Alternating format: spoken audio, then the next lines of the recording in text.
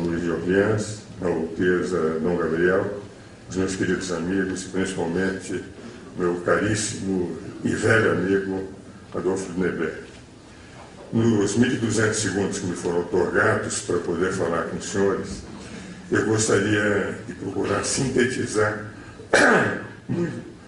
muito das críticas que eu tenho feito ao plano, que é constituído de 521 proposições, e todas elas objetivando dar poder a um grupo que seria o grupo representativo de direitos humanos. Observação, meu queridíssimo amigo, de que Santo Ives era vocatus et non latus ad miranda populi, res miranda populi, é que, na verdade, não se dizia só de advogado, que Santo Ivo era também juiz. Na época, podia ser juiz e advogado, e santo, além de ser um sacerdote. De tal maneira que ele é padroeiro dos advogados, padroeiro dos juízes, nasceu em 1250, morreu em 1303, em caso raro. O seu processo de canonização foi feito com muitas das pessoas que tinham visto seus milagres, de tal forma que em 44 anos ele já estava canonizado. E até hoje é modelo para os juízes e para os advogados. Mas eu queria falar sobre o plano, analisando, dividindo essa exposição rápida em 3 partes. A primeira delas é de que valeria a pena perceber que a Constituição brasileira, que é aquela que seria profundamente modificada se esse plano viesse a ser aprovado, ela tem uma série de defeitos. Eu mesmo participei de audiências públicas e, como relator da Constituinte, era meu amigo desde os tempos que nós éramos conselheiros da Ordem, houve trocas permanentes e ele faz menção a isso naquele livro que lançamos nos 20 anos, o livro sobre 20 anos da Constituição, que é Bernardo Cabral, do que foi a discussão para termos uma Constituição plena de defeitos. Uma Constituição que, indiscutivelmente, alberga princípios, mas também uma série de dispositivos de legislação ordinária, de resoluções. Mas ela tem um mérito extraordinário. Ela permitiu, pela primeira vez no Brasil, de todas as nossas constituições, termos o equilíbrio de poderes, porque foi uma Constituição preparada para um sistema parlamentar de governo. E eu, que sempre fui parlamentarista desde os bancos acadêmicos, evidentemente, estava muito satisfeito com o caminho que a Constituição ia tendo, até que o presidente Sarney trocou um ano de mandato, Saulo Ramos nega isso, para que a Constituição fosse presidencialista. Mas nós tivemos uma série de dispositivos que eram próprios do sistema parlamentar de governo, e isso tem permitido o Brasil enfrentar uma série de crises, como, por exemplo, a crise do mensalão, o impeachment presidencial, uma alta inflação, alternância de poder, e nós nunca mais ouvimos falar em ruptura institucional. O Brasil é efetivamente uma democracia com um núcleo de direitos fundamentais extremamente importante e, por outro lado, o equilíbrio de poderes. O poder executivo precisa do Congresso, o poder judiciário tem um protagonismo maior, e este equilíbrio de poderes é que garante a nossa democracia, independente dos homens que estão no poder. Dentro desta linha, é importante fazer a comparação do Brasil com os países que adotaram constituições posteriores à do Brasil. Por exemplo, o Paraguai, o Uruguai, a Argentina, a Venezuela, o Equador, a Bolívia, todas essas constituições foram posteriores. A da Argentina é uma Constituição também democrática. Quem equacionou o problema argentino foi um procurador, Garcia Lema, que foi encarregado pelo presidente Menem. Ele esteve diversas vezes no nosso escritório, conversando comigo e com o Celso Basso, que tínhamos feito os documentários da Constituição. Nós aconselhávamos que eles discutissem primeiro um projeto com todos os partidos políticos e juristas, para depois levarem o projeto para a discussão no Congresso. E o que aconteceu? Que Garcia Lema fez rigorosamente isso. Ele adotou, fizemos até um programa de televisão pela Academia Internacional de Direito e Economia, em que expusemos essa tese, ele dizia que ia adotar, carta branca do presidente Menem, e ele construiu uma Constituição com 129 artigos, 17 disposições transitórias, uma Constituição com mais princípios. Mas é uma Constituição que a presidente Kirchner está começando a desfigurar. Agora, todos os outros projetos, o Paraguai menos, porque também decorreu de uma influência da Constituição brasileira, mas os 3 projetos das Constituições bolivarianas, Equador, Bolívia e Venezuela, foram influenciados por um centro de estudos de políticas sociais espanhol de tendência nitidamente marxista. E para esses, principalmente na Venezuela, que inspirou as demais, foi a Venezuela de 99, a Constituição, há apenas 2 poderes. E isso é importante para nós compreendermos o Plano Nacional de Direitos Humanos. Eles dizem 5 poderes: Poder Executivo, Poder Legislativo, Poder Judiciário, o Ministério Público e o povo. Mas entendem que os 3 poderes, Legislativo, Judiciário e Ministério Público, que estão colocados como poderes na Constituição venezuelana, esses estão subordinados à vontade popular, que tem um representante, que é o Presidente da República. O que vale dizer, de rigor, existem 2 poderes que se resumem num só. Porque se o povo está representado e o presidente é todo poderoso, podendo dissolver o Congresso, nas 3 constituições cabe a dissolução do Congresso ao presidente da República, e eles podem, convocar os plebiscitos, e convocando os plebiscitos, evidentemente, pode manipulá-los, como nós vimos verificar, principalmente no governo Chaves, convocou um plebiscito, perdeu, começou no ano seguinte um novo plebiscito sobre o mesmo tema, manipulou a imprensa, não deixou que a oposição falasse nos mesmos lugares em que ele apresentava suas ideias. O que ocorreu foi que ele mudou o direito à reeleição perpétua. O que vale dizer, uma ditadura que se obteve em função dessa concepção do povo e do seu representante oficial, que é o presidente da República. O Equador e a Bolívia, com variantes, adotaram modelos assim, constituições com mais de 300 artigos, as 3 constituições, e nós estamos com uma ditadura a caminho, com eleições permanentes e o presidente podendo manipular a opinião pública, perseguir a oposição, até porque os 3 poderes, Ministério Público, Judiciário e Legislativo, ficam subordinados inteiramente ao presidente. Na Bolívia, por exemplo, os juízes são eleitos por partidos políticos. Eu posso imaginar um ministro da Suprema Corte eleito num partido político, se ele vai poder decidir contra o seu partido político. O que vale dizer, nós temos um modelo efetivamente marxista nos 3.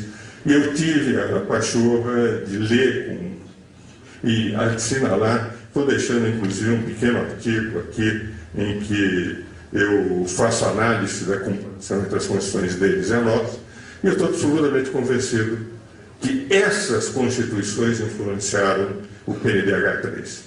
E vou dar um depoimento de natureza pessoal.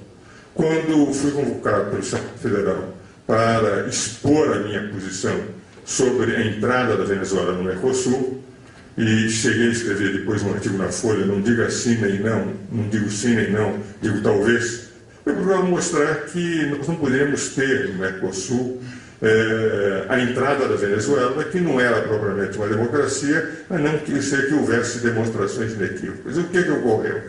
Naquele momento, alguns senadores, amigos do presidente Chaves, se opuseram dizendo que, no fundo, o que eu estava atacando era um tipo de governo que eles gostariam de ter no Brasil. 3 senadores foram muito claros em colocar dessa forma a sua posição. Nós conseguimos, naquela ocasião, atrasarmos, eu e o Celso Laffer, éramos os 2 depoentes, de 6 meses a entrada. E só quando o presidente Lula, porque o senador Romero Jucá pretendeu que fosse votado naquele dia depois do nosso depoimento, e um senador de Roraima também, o senador Musareu, disse, não, pelo que foi colocado, nós temos que ouvir outras pessoas para verificar efetivamente se deve ou não entrar. E quando não iria passar na Comissão de Relações Exteriores, o presidente Lula ligou para cada senador pedindo, e aqueles senadores que eram contrários, mas favoráveis à base do governo, como o presidente Collor, que foi inteiramente favorável ao depoimento, me acompanhou o Carlos, que aquilo era importante, preferiu se abster para não ter que votar a favor da entrada. Então, o que eu quero dizer é que o panorama latino-americano influenciando o nosso Plano Nacional de Direitos Humanos. E esse Plano Nacional de Direitos Humanos são 525 proposições, que são apresentadas, todas elas, objetivando claramente criar um governo paralelo aos três poderes. Temos um eminente deputado aqui presente. Pelo Plano Nacional, a Câmara dos Deputados vai ter que ter uma comissão de direitos humanos, indicada pela sociedade, vai dizer por eles.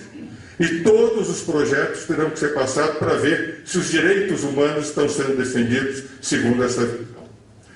O Poder Judiciário fica, de certa forma, condicionado na defesa do direito de propriedade, porque, havendo a invasão, o invasor passa a ser o titular e uma comissão de direitos humanos ela procurará fazer com que se discuta previamente sem a concessão de reintegração de posse. O presidente Lula, quando houve a reação, ele disse que isto era para ser modificado, mas não foi modificado até agora e nem foi enviado nada no Congresso. O que vale dizer, continua prevalecendo apenas a demonstração semântica do presidente que ele não estava de acordo. O Poder Judiciário, portanto, condicionado a uma comissão. Temos o Poder Legislativo também condicionado a essa comissão. Mas o que é pior, é toda uma preparação para que a juventude comece a raciocinar dessa maneira. Porque os professores de todas as escolas, e todos, terão que ter também uma comissão e defender os princípios de direitos humanos que estão nesse projeto de 521 proposições. Vale dizer, o professor que não apoiar, evidentemente ele estará com a sua carreira absolutamente prejudicada, porque a comissão estará denunciando aquele professor que não estaria defendendo os direitos humanos, vale dizer, o direito de um pequeno grupo que diria o que é certo e o que é errado pelo Brasil, independente de mandato popular. Para que os senhores tenham noção da gravidade que isso representa, e que é tipicamente o que aconteceu na Rússia, no sentido de que eles não permitiam que os jovens pudessem ter outro entendimento da cultura e de tudo, senão através da visão do partido. Quando eles falam em comissão de direitos humanos, é a comissão deles. O que eles chamam de sociedade civil organizada é a deles. Quando eles disseram que 14 mil pessoas discutiram, eu quero lembrar que em São Paulo um deputado, para ser deputado, precisa pelo menos 100 mil eleitores, pelo menos para contar, talvez mais do que isso. E, na prática, 14 mil cidadãos que eles disseram que ouviram, todos deles, todos, de certa forma, preparados por eles, esses 14 cidadãos disseram que representavam a sociedade civil, de tal forma que isso foi discutido com toda a nação.